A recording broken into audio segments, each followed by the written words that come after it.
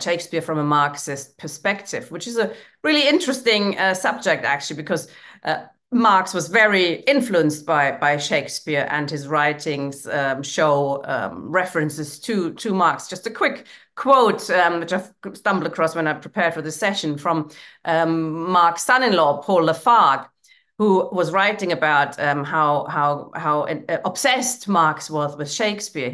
His respect for Shakespeare was boundless. He made a detailed study of his works and knew even the least important of his characters. His whole family had a real cult for the great English dramatist. His three daughters knew many of his works by heart. When after 1848 he wanted to perfect his knowledge of English, which he could already read, he thought out and classified all Shakespeare's original expressions. His nickname, Moore, was a reference to Othello, etc. So it's a really an interesting link between those two. And I'm really looking forward to this opening now. Over to you, Roger. First, I can at last reveal the true identity of Shakespeare. The plays of Shakespeare were written by a man called William Shakespeare. It's sheer reactionary snobbery to suggest that his poetry and plays could only have been written by an aristocrat. On the contrary, an aristocrat of that time would have written from a very different perspective. Shakespeare was the son of a prosperous craftsman and entrepreneur and mayor of a thriving provincial town. He has too often become, for generations of young people, an instrument of mental torture inflicted by Philistine examination boards via a compliant school brainwashing system.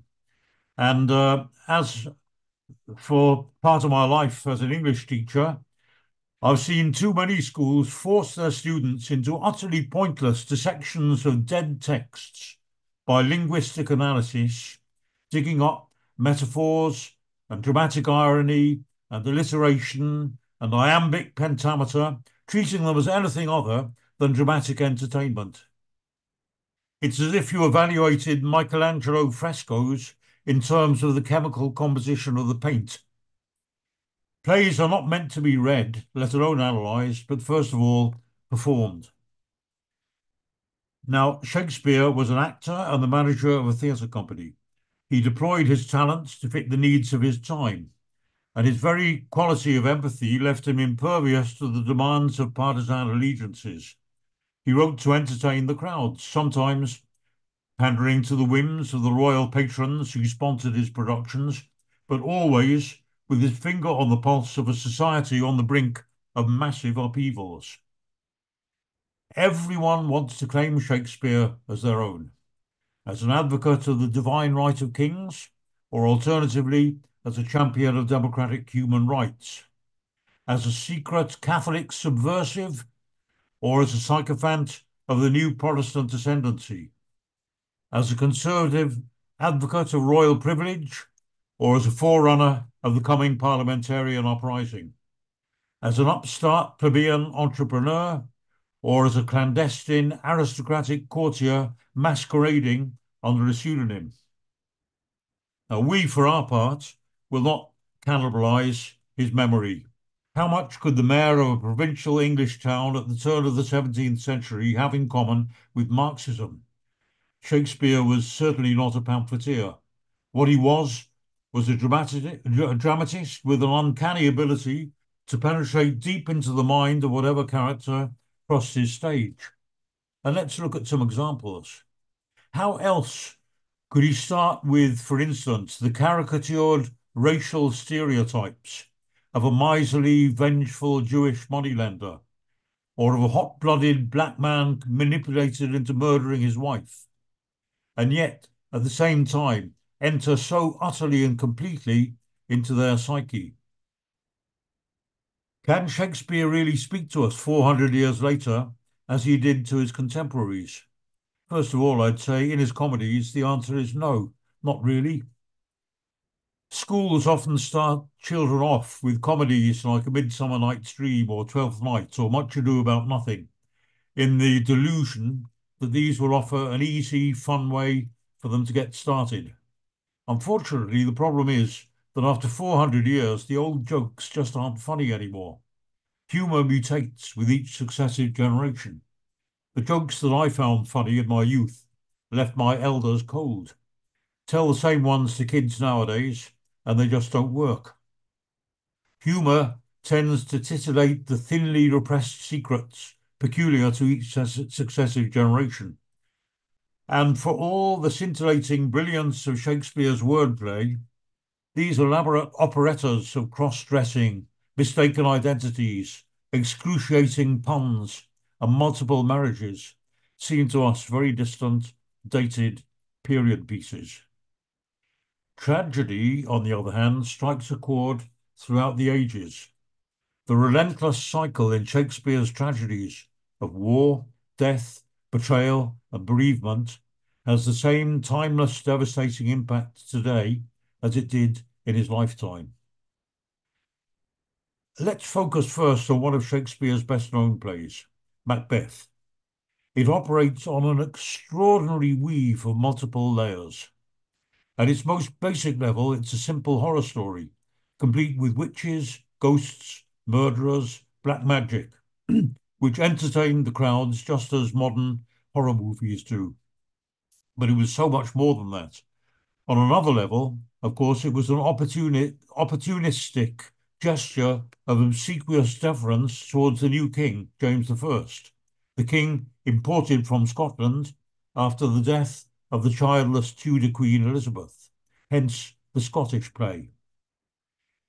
The storyline could also be seen as a straightforward narration of historical facts. Duncan, Macbeth, and Banquo are real historical figures. The battle referenced in the opening scene against what is called the Norwegians was one of several battles to resist the periodic incursions on Scottish territory by the Vikings. But it was also a deliberate falsification of history.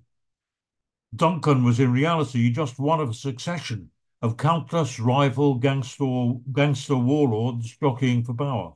He too had become king simply by killing his predecessor, just as he was killed in turn by Macbeth to take his throne. But the flattery and the deliberate deception doesn't stop there.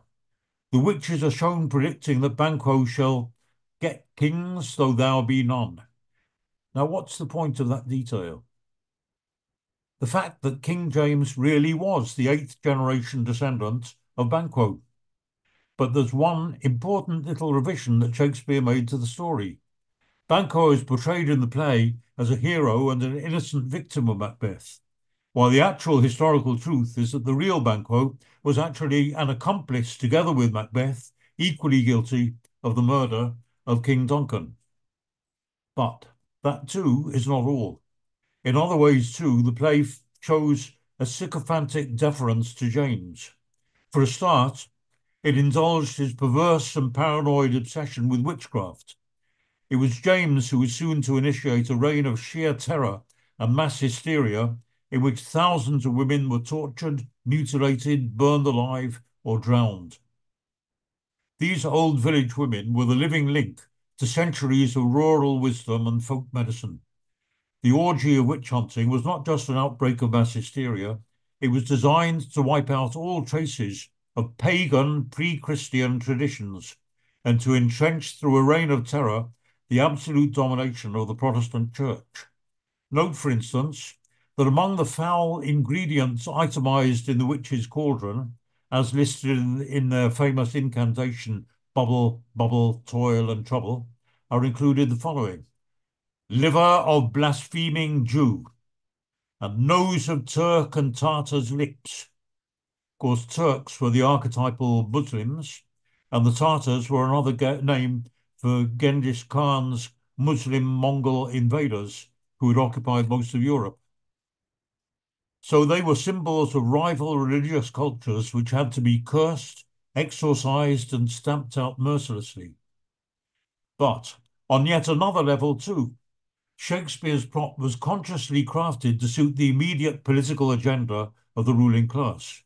This was the crucial period of revolutionary conflict and transition and metamorphosis. British society was convulsed by the death agony of feudalism and the painful birth pangs of capitalism. The rise of the merchant class, the class into which Shakespeare was born, and, let's repeat, very definitely not that of the Earl of Essex or any of the other aristocrats that some people have tried to shoehorn into Shakespeare's place. In ideological terms, this conflict was projected onto the religious plane, and perhaps the one single most dramatic event in this social transition, an alarming tremor anticipating the social earthquake to come, had taken place just months before the production of this play. Now, that immediate shock, one which shook the establishment to its core and haunted it literally for centuries to come, an event which is still memorialized every year over 400 years later on Bonfire Night, was Guy Fawkes's Gunpowder Plot, which the previous year had literally almost blasted the entire state machine sky high. It was an audacious act of terror that had an impact comparable to that of 9/11 in modern times. If Catesby, Fawkes, and their Catholic conspirators had succeeded in blowing up Parliament on 5th of November 1605, the day of its official royal opening, the entire state, King, Lords, Parliament, and bureaucrats, would have been vaporized. So, what does this have to do with Macbeth?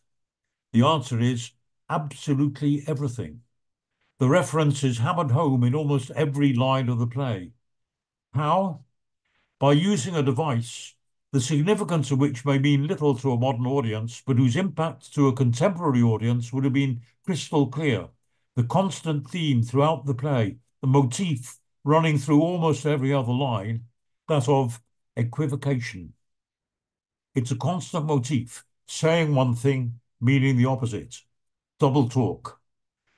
The opening words of the play are fair is foul and foul is fair. The opening lines spoken by Macbeth when he first appears on stage are so foul and fair a day I have not seen. Every one of the witch's predictions has contradictory levels of meaning, a conclusion that Macbeth reaches only too late, tormenting himself with the awful realization that their tricks and deceptions and double talk have destroyed him. He says, I begin to doubt the equivocation of the fiend that lies like truth. And later, be these juggling fiends no more believed, that palter with us in a double sense, that keep the word of promise to our ear and break it to our hope. There are constant variations on this theme on almost every page of the play, even the ghoulish scene of comic relief, when the drunken porter stumbles onto the initial murder scene, jokes that drink is, as he puts it, an equivocator, because it heightens sexual desire, but dampens sexual performance. So, why this constant motif of equivocation? What on earth has this got to do with the contemporary context? What's the connection? It may seem obscure, but it will soon become relevant. It's this. The conspiracy behind the gunpowder plots was planned by a secret society of Catholics, the Society of Jesus, known as the Jesuits. Members of this cabal were at the time of Macbeth's first performance now on the run from state terror, and each of them carried with them a booklet of coded instructions from the Jesuits, a secret treatise on how to evade police interrogation. It advised its members that under police questioning, rather than commit the sin of outright perjury, they should resort to ambiguity, evasion, and double entendre, in other words, equivocation. They were neither to confess nor to lie, but to prevaricate. And what was its title? The title of this booklet? On Equivocation. So the reference to equivocation and its constant deployment in the play would have been immediately appreciated in the feverish mood of the time, when Catesby and Fawkes were seen as genuinely frightening, sinister bogeymen comparable to Osama bin Laden or ISIS in more recent times. So Macbeth thrilled its audience as much as any modern horror movie, but it also shamelessly flattered the new Scottish King James, who was soon to instigate a very real countrywide witch-hunting hysteria. And that's why he cast in the role of a paragon of virtue Macbeth's actual historical accomplice and regicide. He colluded in stoking up a mass frenzy of revenge against the terrorist monster of his day, and he exposed their advocacy of the practice of equivocation as a tactic to be used to evade self-incrimination. Now, I've concentrated on Macbeth. Similar commentaries could be composed for many of Shakespeare's best plays: Hamlet, King Lear, Othello, Romeo and Juliet, Julius Caesar, The Merchant of Venice. School teachers, of course, drone on pedantically about these plays as if they were mere regurgitations from the rules of the ancient Greeks. Almost all of them subscribe to the hackneyed doctrine that they all fit the templates of great heroes brought to ruin with inexorable inevitability by their own fatal flaws. And actually, this completely misses the mark. The agonizing dilemmas faced by Lear, Brutus, Hamlet, Henry V, Romeo, and many more all arise from the irreconcilable clash between the growing aspirations of the individual on the one hand and the rigid demands of a hidebound state against which he is rebelling, a tension which is already bursting society at its seams. This is a recurring theme in Shakespeare's plays.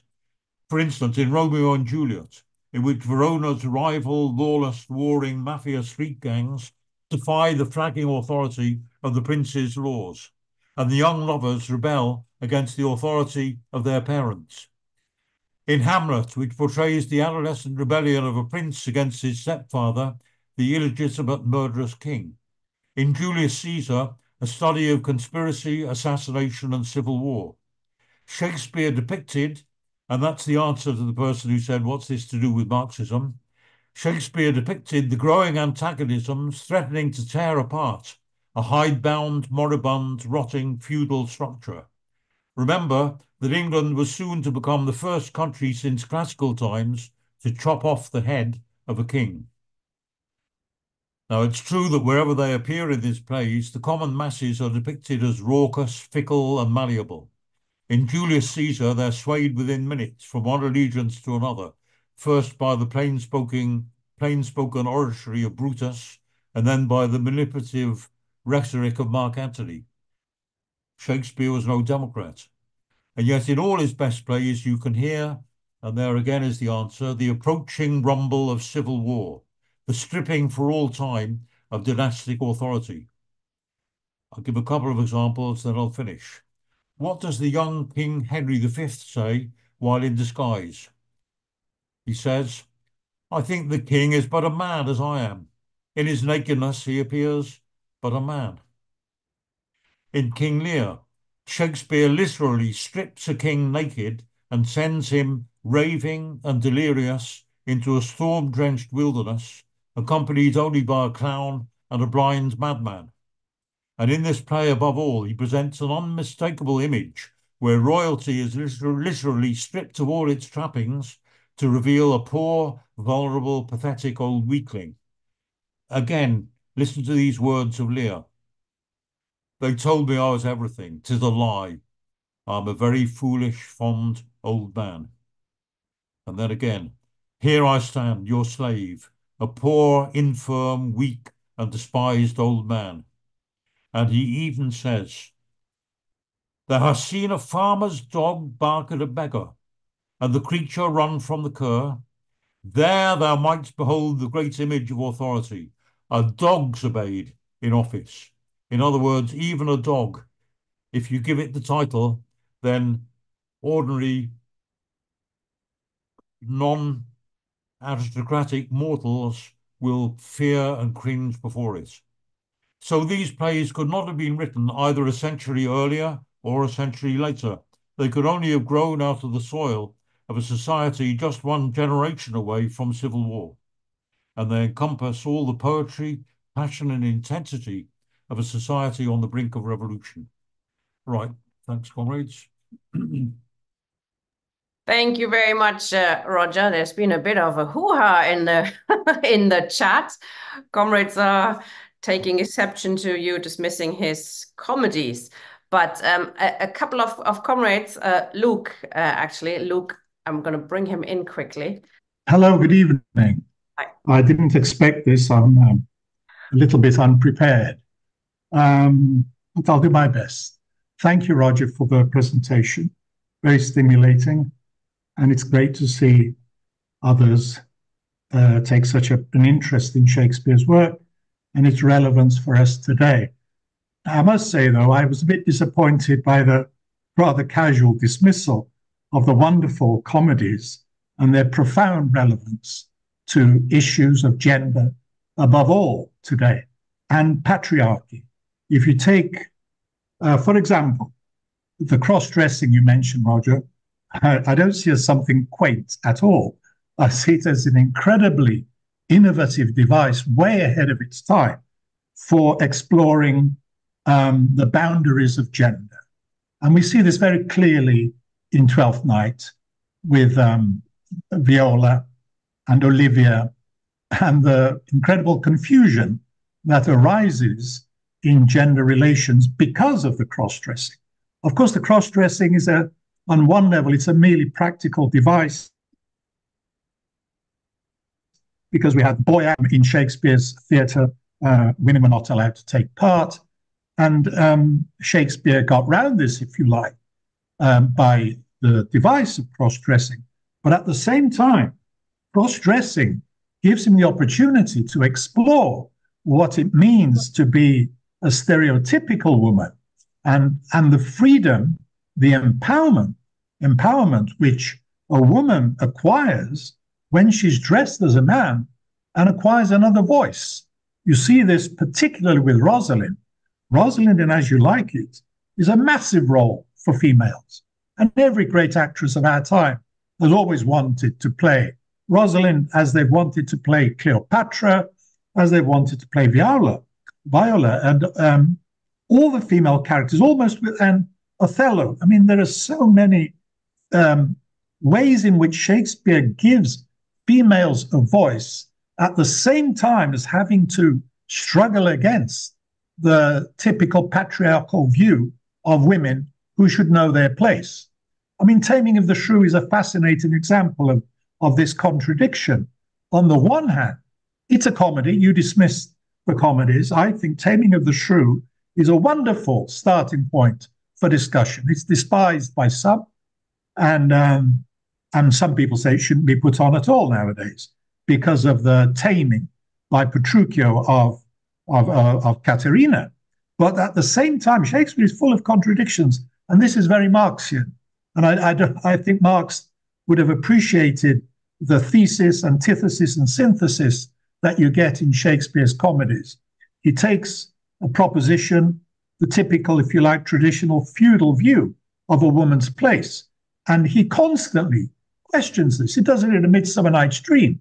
You mentioned The Midsummer Night's Dream. This is one of the most powerful ways in which Shakespeare shows he can explore the limits of eroticism, and he can give women a voice in this battle of the sexes, and all within a framework of patriarchal authority, which time after time Shakespeare's women challenge. This is profoundly Marxist for me. And to dismiss the comedies and their exploration of the antiquated, if you like, framework of patriarchy, I think it's a shame, because there are so many treasures there. There are so many things that we can learn from in discussing. I'm not saying there's a one-dimensional, positive presentation of women by any means in Shakespeare. There are tensions, there are contradictions, and I think Marx is all about contradictions and resolving them through struggle. And the device of cross-dressing does allow Shakespeare to give women a powerful voice. And you can see that he is preoccupied with this issue when you look at the sonnets. You take a sonnet like My Mistress' Eyes Are Nothing Like the Sun. You take a sonnet like, the Master Mistress sonnet.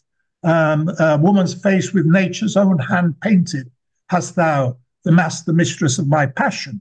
There he's in the sonnet doing what he does in the comedies, which is to explore the if you like, the blurred distinction between gender. He doesn't present gender as black and white and absolute. And I think that's incredibly 21st century and postmodern, if you like.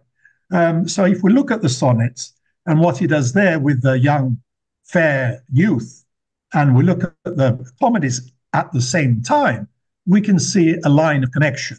And it's about exploring the end of an old feudal order and the rise of a new middle class where roles in society are being redefined.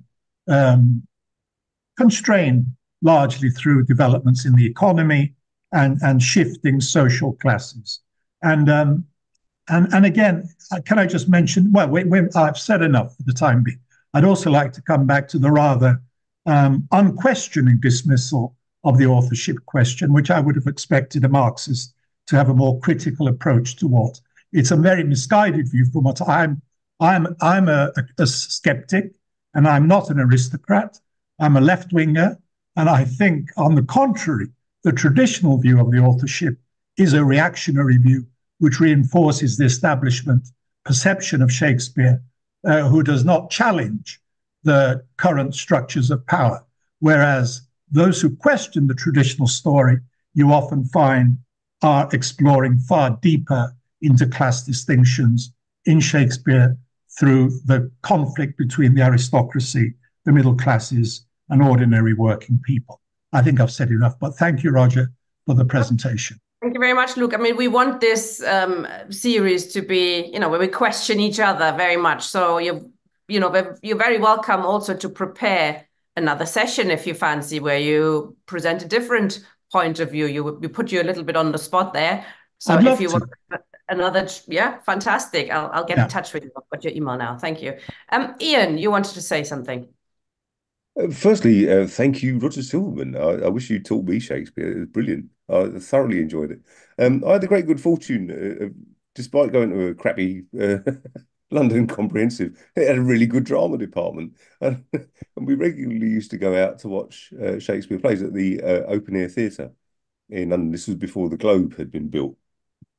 And one of my drama teachers, who happened to be a communist, said, Shakespeare's is ours. He wrote for ordinary working people. He didn't write for people who spoke like this and make grand gestures and strange kind of intonation. They were just all.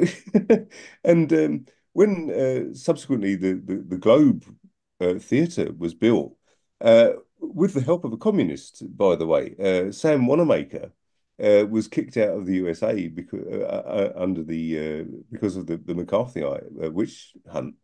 Came to Britain and was able to get a living, like so many actors who were driven out of the United States. His great love of Shakespeare and in a sense his gratitude for Britain providing him with a home was a guiding force behind the development of the Globe Theatre. And I still recommend to anybody to go and watch Shakespeare at the Globe, because you get a feel for what it might have been like. I've sat there stood there, because I like going in the groundlings, where you just pay a nominal fee to, and you stand through the performance, but you can boo and you can hiss and you can, and that kind of stuff. So the other thing was, I too also happen to love the comedies. I find, though, that the problem is that the directors often murder the comedy, and of course it's it's down to the skill of the director as much as anything else. But there's also quite a lot of comedy even in the tragedies, because of course Shakespeare used comedy for relief along the way. The famous one, and it's one sadly which is often cut out by contemporary directors, because it's almost as if they're frightened to put the comedy in, as if we're too stupid to understand it or something like this. Can I say something about this? Yeah, in a minute. Let me finish. Yeah, okay, of course. Yeah, shut your face. And in the in the gravedigger scene, for example, in Hamlet, there's a little line which I quite like. He said, Hamlet asked the gravedigger, "How long may a man lie in his grave ere he rot?"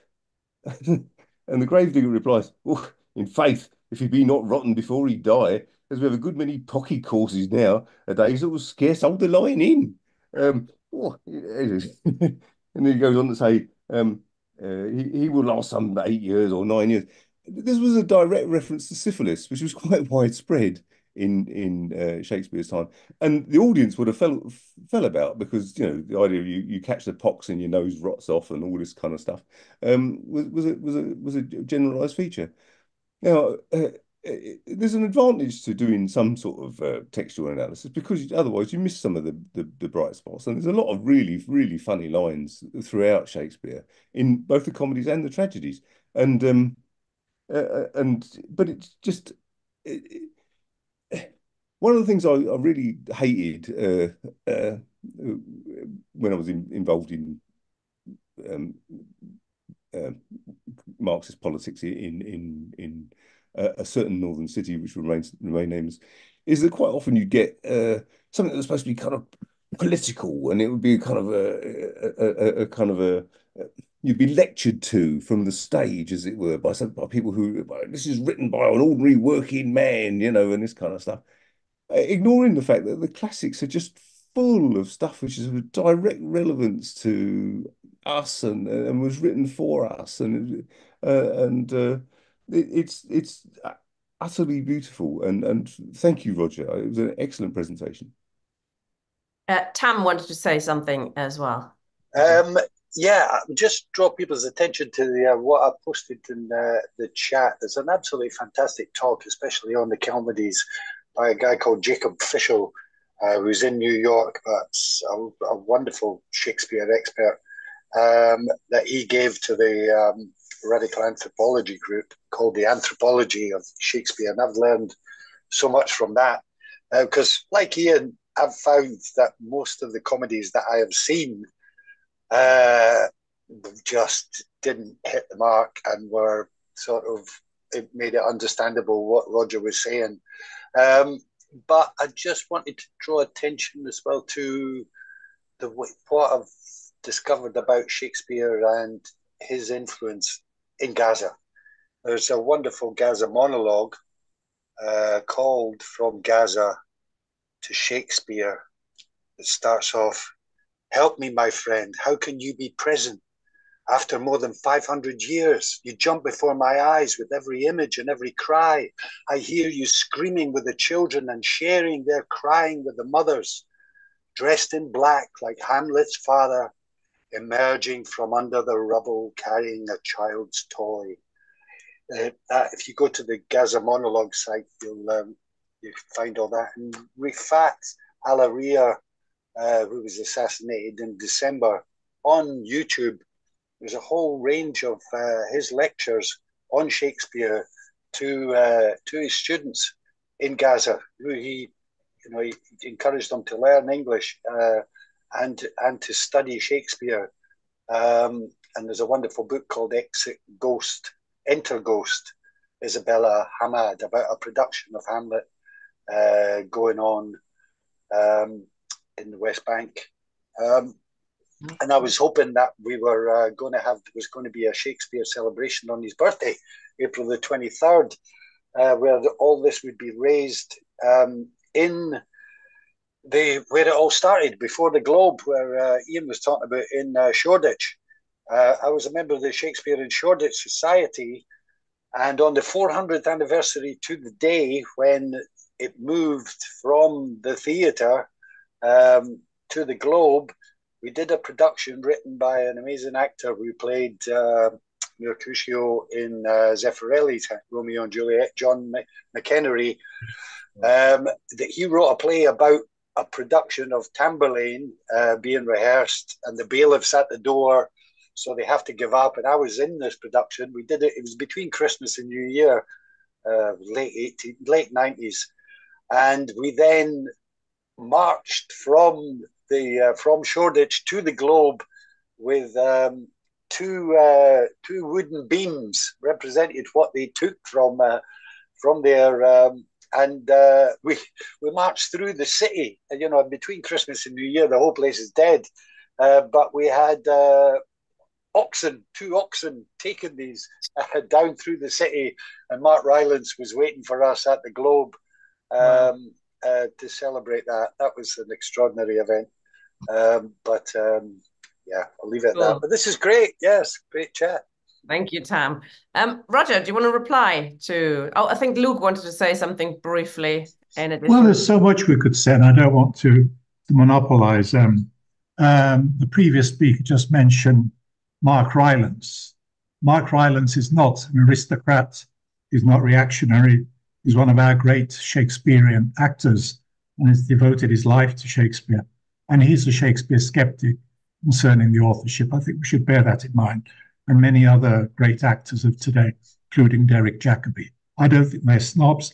And I actually think from a Marxist perspective, there is much more mileage to be got from recognizing the true nature of Elizabethan theatre as having its roots in the aristocracy, in the sense that Shakespeare's plays were not first performed in the Globe.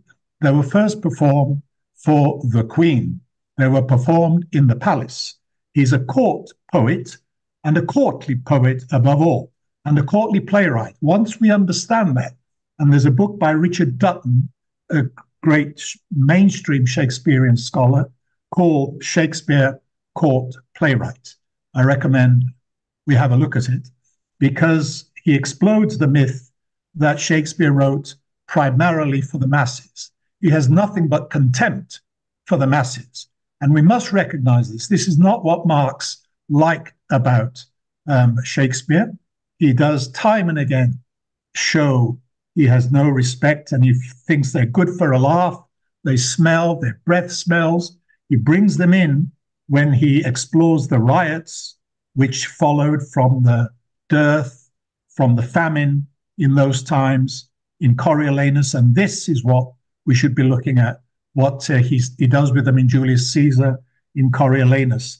This is an aristocratic perspective. He's an aristocrat through and through in his ideology. I don't know who wrote the plays, but the ideology of the plays, if we're talking from a Marxist perspective, is the ideology of a feudal cast of mind which sees the feudal order crumbling and sees the rising middle class taking the place of the corrupt and bankrupt aristocracy.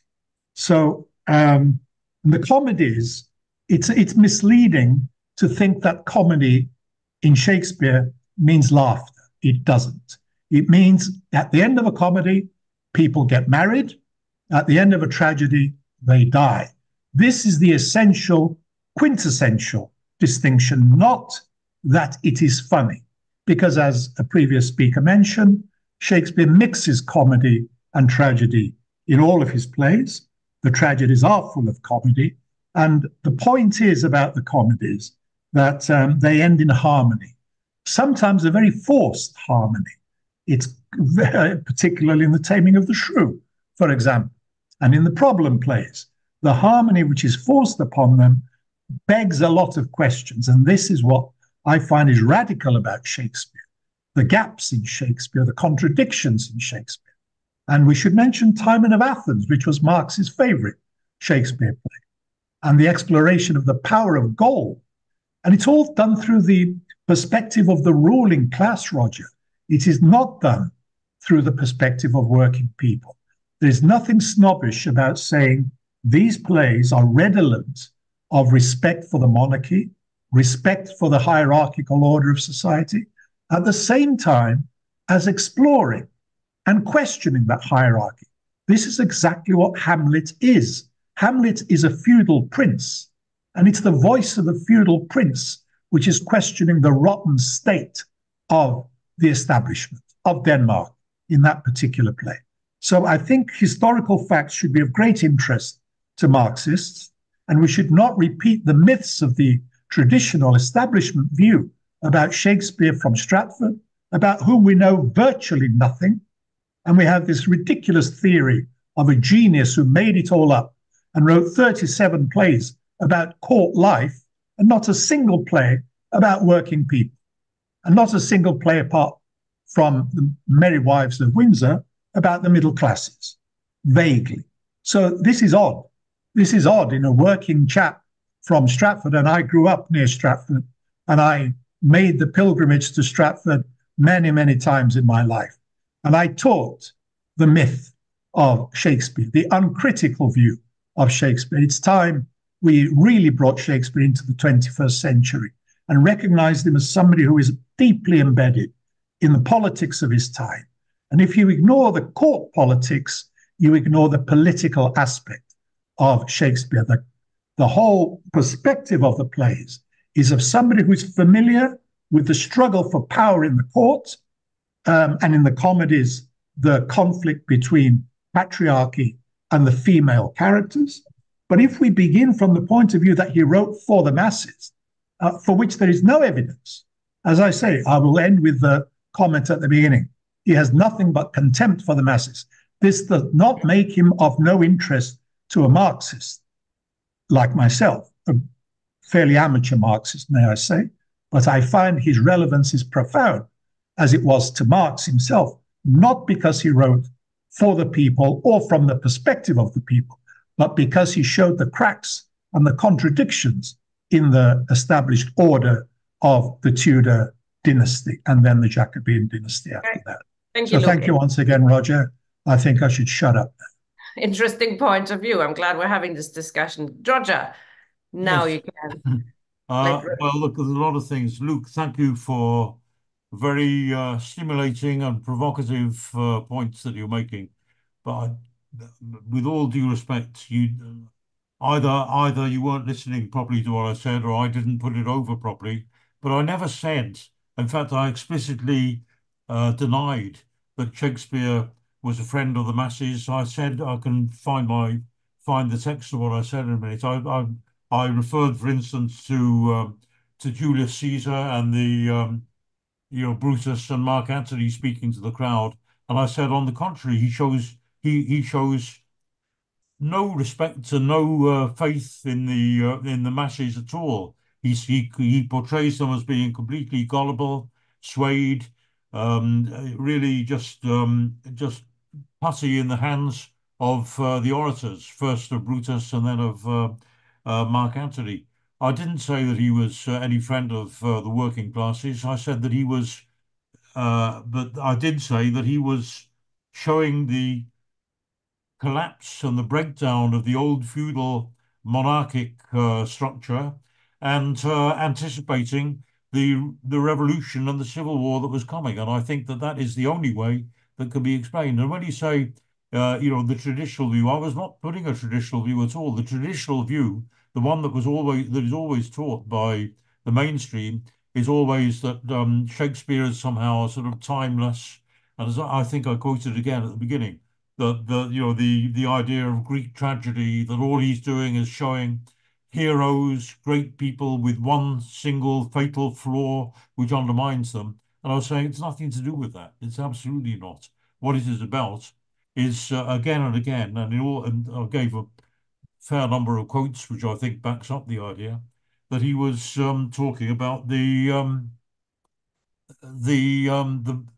complete collapse of the old monarchical structure and hierarchy, and anticipating the revolution that was coming and the civil war, which doesn't mean that he had faith in the working class, but it does mean that he was anticipating and again, that's why the question of authorship comes in, because the traditional idea all that I've heard of what people who say, oh, it wasn't Shakespeare, Shakespeare couldn't have done that, he couldn't have had the education, he was too much from a middle class background, only an aristocrat would have known, would have been familiar with Latin and all the history and so on. I mean, the fact is that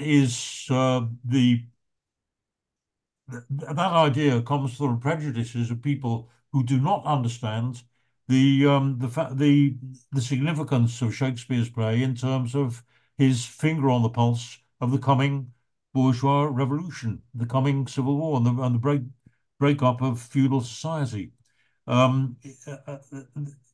just as for the comedies, by the way, I didn't say they weren't any good. I said they don't work so well for a modern audience, and they don't. And the reason, all I was saying, I made my comment that humor is very ephemeral. It changes very much from generation to generation.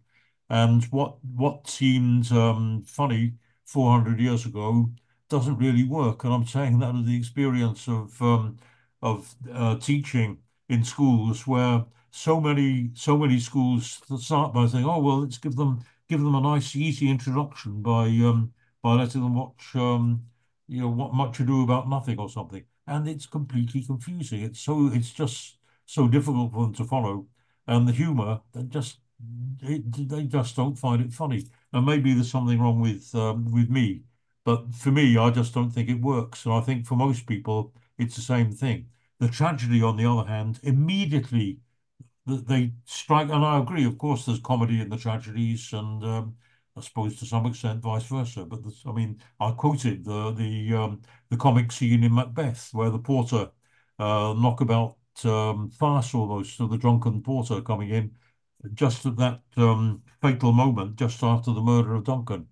There is humour, of course, in the tragedies and so on, but the comedies themselves are very, very stylized, and they belong to an era so removed that they actually are.